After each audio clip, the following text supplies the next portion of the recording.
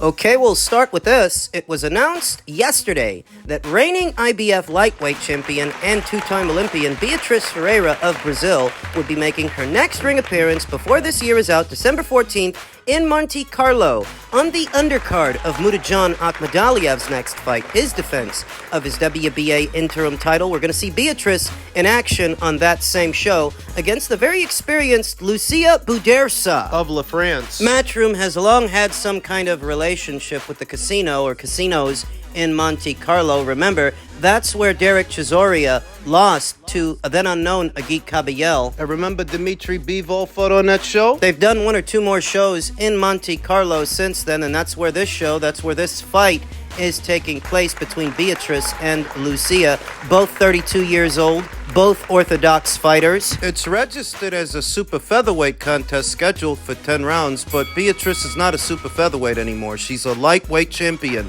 This will be a defense of her IBF lightweight title. Sporting a professional record, a young record, 5 wins with no losses, no draws, 2 knockouts. To France's own Lucia Boudersa sports a more seasoned record, professional record of 23 wins with 2 losses, 2 draws, 4 knockouts, having never been knocked out in 27 professional bouts. Last in action earlier this month against Marina Sakharov, who she decisioned in what was a 6-rounder. Lucia has been busy, has been active. She's already fought 3 times this year and 3 times last year. Suffered her second professional loss to unbeaten Rima Ayadi in February. Rebounded off the loss in May, built on that earlier this month, and she'll be returning to action before this year is out in December against Beatriz Ferreira. Now, her schedule of activity, Lucia's, she's a busy fighter, she's a prolific fighter, but that is against mostly pedestrian-level competition,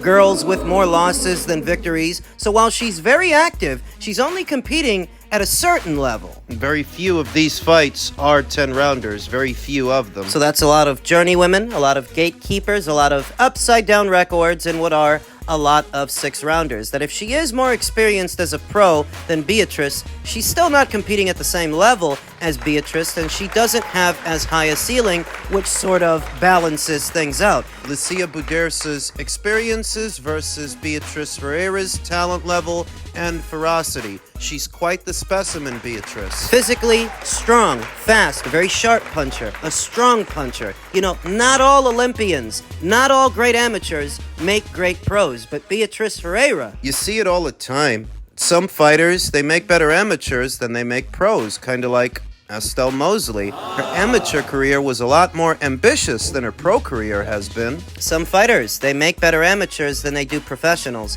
but that's not the case with Beatriz. She was a standout amateur, and she still stands out as a pro. She's got a great pro style. She looks to hurt you. I think she's going to hurt Lucia. Lucia's never been stopped before. Beatriz is going to change that. Beatriz, who was last in action earlier this year in April, she stopped Yanina Lescano for the vacant IBF title, then proceeded to campaign in the Olympics, medaled, now she's back to the pros, and here's where things start to get serious. She's been juggling an amateur career and a pro career. With these past Olympic Games all sorted out and finished, she can now focus on her pro career, fighting in big fights and having unification matches. Remember, she's IBF lightweight champion. Terry Harper has a title at this weight. Katie Taylor still has 2 titles at this weight. Don't forget about Carolyn Dubois. Because that's a conversation. The standout amateur of Brazil. Brazil really ain't big on boxing the same way that Mexico's big on boxing, or Puerto Rico. Their preferred combat sport in Brazil really is mixed martial arts, Jinjutsu,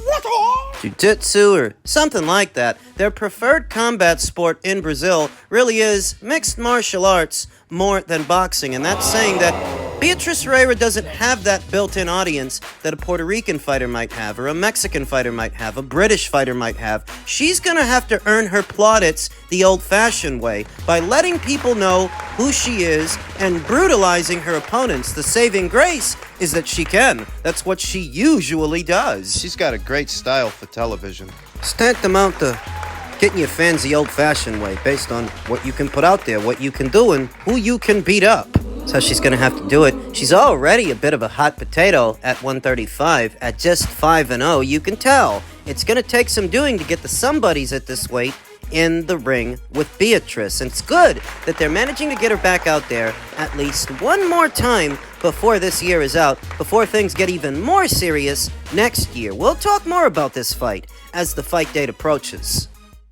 And super lightweight news, former super lightweight champion Devin Haney reacted to Jack Catterall's win over Regis Prograis, saying, "I beat him worse than Jack Catterall. Regis is just bitter." Because Regis said that Jack was the best he ever faced after the fight. Devin's reaction to that was to claim that Regis Prograis is just bitter. Was Devin Haney's win over Regis Prograis better than Jack's? More lopsided. He didn't get knocked down like Jack Catterall did when he fought Regis. It was a more dominant victory over that same fighter, but you know, triangle theories don't work.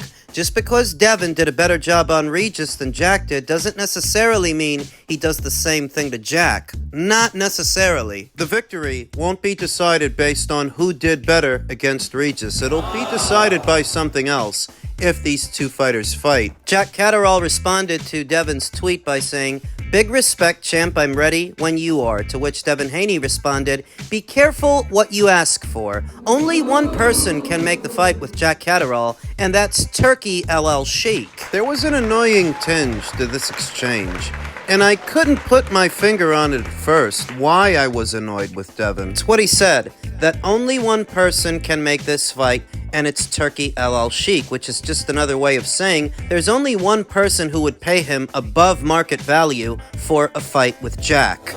That's what he really means, that if it's just Eddie Hearn and Jack Catterall and Devin Haney, there's only so many ways that fight happens, and at a certain price. I don't think Devin would want to do it in the United Kingdom. He would want it in the United States, and worse, to get him the kind of money that he wants, they'd have to try to bill it as a pay-per-view, the same as the Prograis fight. And that's what annoyed me. In hindsight, the Regis Prograis fight should not have been billed as a pay-per-view. If it was to satisfy Devin Haney's inflated financial demands, because in the end, the pay-per-view didn't sell much anyway. Devin's stock isn't high right now. It's not exactly on the up and up when you consider this whole lawsuit with Ryan Garcia and how it reflects on him as a fighter. He doesn't seem like a fighter. Seems like a bitch. Suing Ryan Garcia, who I don't even like, by the way, for assault and battery when you literally tried to assault someone outside of the ring. Your assault case is in reference to a boxing match. What about that Carney you took a swing at? You tried to assault him. What annoyed me, that here you have an American fighter advocating for a fight with a Brit, and in all likelihood, he's going to want everything to be on his terms, in his favor, as if he's that big a draw. I mean, that's really what annoyed me when I thought about it. He's gonna want everything his way. Got a really great fight this weekend between Jack and Regis. It was more entertaining, more ebbs and flows and back and forth than when Devin fought Regis. And that Jack is on the up and up. His star is rising, and here comes the American. With all his demands. And that's when I became annoyed.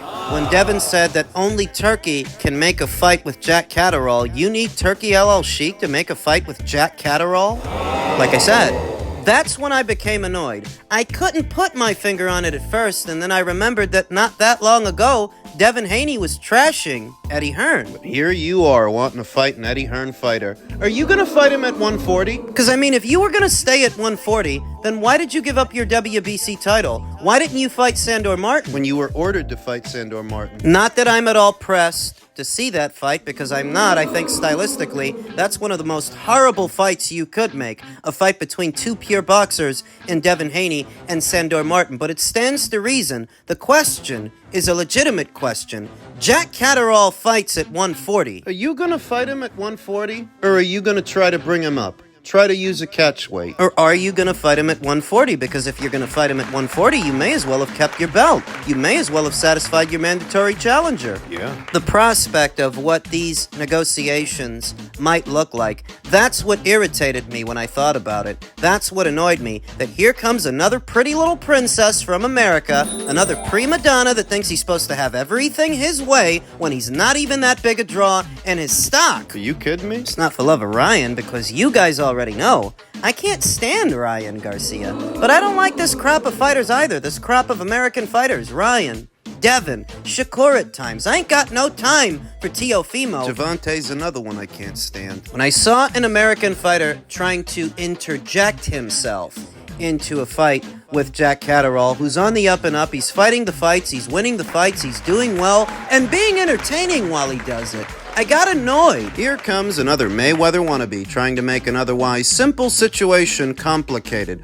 Only Turkey LL Sheik can make this fight happen, because only Turkey is willing to pay fighters above market value. Only Turkey can do it because you can't do it. You ain't got the kind of marquee value to bring Jack to America, even though you think yourself a superstar, and you think you're supposed to get X amount of dollars every time you fight. Then what do you need Turkey for? I thought about it. Why am I annoyed that one fighter is calling out another fighter for a fight? He's supposed to do that. And then I thought about it some more, and that's what it was. You need Turkey LL Sheik to make a fight between you and Jack. Yeah, Fury versus Usyk. Bivol versus Better Beef. Joshua versus Dubois. These are the kind of fights you get a Turkey LL Sheik for. Not for a Devin Haney versus Jack Catterall fight. Get the hell out of here. You want to involve Turkey in this thing because you've got it in your head that you're supposed to make, what, $5-6 million to fight Jack Catterall? Making a fight for Jack, a big one, would be easier without you, without involving you, because you're not a matchroom fighter anyway. You don't have a belt. You're not a champion. The title you had went to Alberto Puello, remember? And name value. Name value. It's not that he doesn't have any name value, just not as much as he thinks. So I got annoyed. It would be easier to match Jack Catterall against the winner of Liam Paro versus Richardson Hitchens, whoever it is. It won't cost as much, and at least that fight would be for a title, a fight with Devin. What's that going to be, for his ego? Coincidentally, that is who Jack Catterall is eyeing. He set his sights on a fight with Liam Paro after beating Regis Progrerius. Jack Catterall is eyeing a fight against IBF 140-pound champion Liam Paro after his victory over Regis Prograis. Catterall defeated Prograis on Saturday at the Co-op Arena live, Manchester, to earn himself his fourth victory in 17 months. Catterall is now widely considered one of the best fighters in the division, despite not holding a world title, although many believe he should hold all four after he was controversially denied with a split decision loss against Josh Taylor 2 years ago in 2022. Since then, wins over former champions Prograis, Linares, and Taylor, who he defeated in a rematch earlier this year, have all but secured him another chance at world honors. And that's something that Devin can't provide him. He can't provide him with the opportunity to become a world champion. All he brings to the table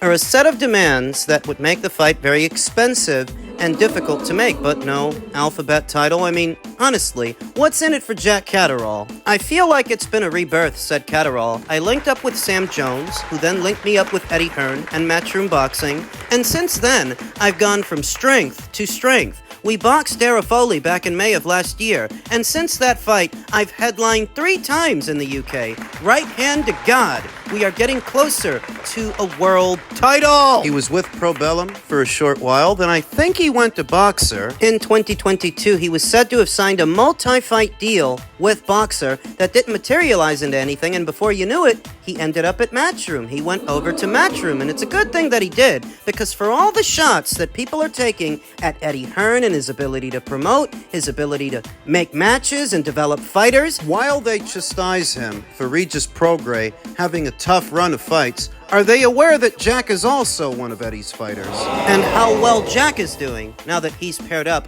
with Eddie and Matchroom. At the end of the contest, the scorecards did not reflect the pattern of the fight between Jack and Regis, with one only awarding Prograis 2 rounds.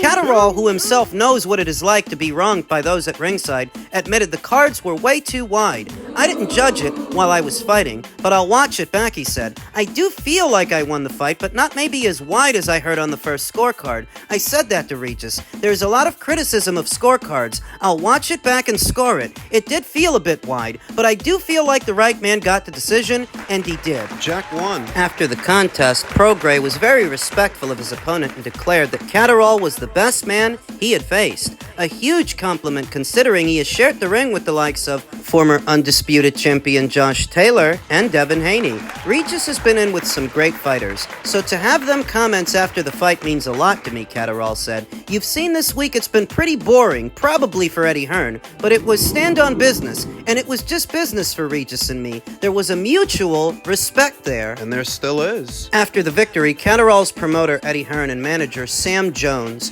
promised their man a title shot in the coming year. Hearn also promotes IBF super lightweight champion Liam Paro, and Catterall believes a fight with the Australian should be easy to make, easier at least than a fight with Devin Haney, presuming he beats Richardson Hitchens on December 7th. We know that Liam Paro is fighting Hitchens in December, said Catterall. We are under the same banner. This fight against Regis, we knew it was going to be a risk, but that risk put me in a great position to call the shots, and hopefully we get a shot at the IBF early next year. There are 4 world champions, so I'm open to fighting any of them. Puts things in perspective, doesn't it? That Eddie Hearn has viable options for Jack Catterall right there at Matchroom. Matchroom that Devin Haney isn't signed to. Matchroom that doesn't owe Devin Haney anything. They don't have a commitment to him. That is, he didn't make a commitment to them, so he can go cry in the corner. He can go pout, do what you want. You're boring. You're just another Mayweather wannabe from America, and you're boring. What do you honestly think a fight between Jack and Devin is gonna look like? A snooze fest. See, I don't actually want to see that. I would prefer to see Jack Catterall versus Liam Paro. Devin's got unfinished business with Ryan, and I think he needs to focus on that. That's one of the few fights you could put Devin in, given his style of fighting, that would capture the hearts and minds of the paying customers. But that aside, I don't actually want to see him fight Jack. That'd be a really boring fight. Go fight Ryan again. I'll take Jack Catterall versus Liam Paro any day of the week over that fight. The caveat is Liam has to make it past another boring American fighter in Richardson Richens, who I have no doubts is going to work hard to keep it a boxing match. He's got to make it a fight. He's got to be rough and rugged. He's got to rough Richardson Richens up. Do better than Gustavo Lemos did. Can he do it? We'll find out. If he can, there's a Jack Catterall fight on the other side of that fight. We'll see if he can make it there.